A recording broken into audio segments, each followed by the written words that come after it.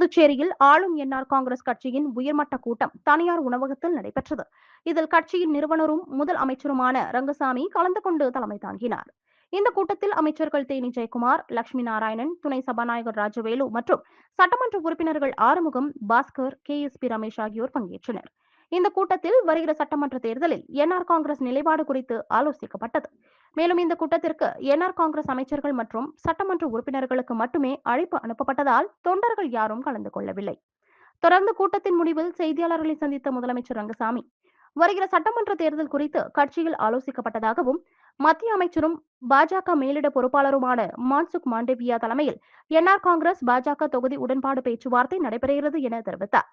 மேலும் தேசிய ஜனநாயக கூட்டணியில் விஜயின் தாவேக கட்சியை சேர்க்க முயற்சி நடக்கிறதா என்ற கேள்விக்கு அது பற்றி தனக்கு தெரியாது என ரங்கசாமி பதிலளித்தார்.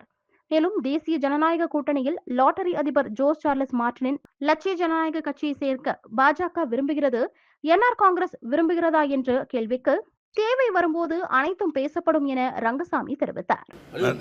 கிடைக்கலனா நாங்க எலெக்ஷனே புறக்கணிக்கிற மாதிரி காங்கிரஸ் இருக்கா அப்ப சொல்றோம். கடந்த தேர்தலில் வந்து நீங்க வந்து மாநில அந்தஸ்துக்காக தான் பாஜகவுடன் கூட்டணி அமைச்சிங்க. மறுபடியும் வந்து அந்த பாஜக அந்த இது மாநில அந்தஸ்து தரல, கூட்டணி தொடருமா? மாநில அந்தஸ்தை வலியுறுத்துவோம்.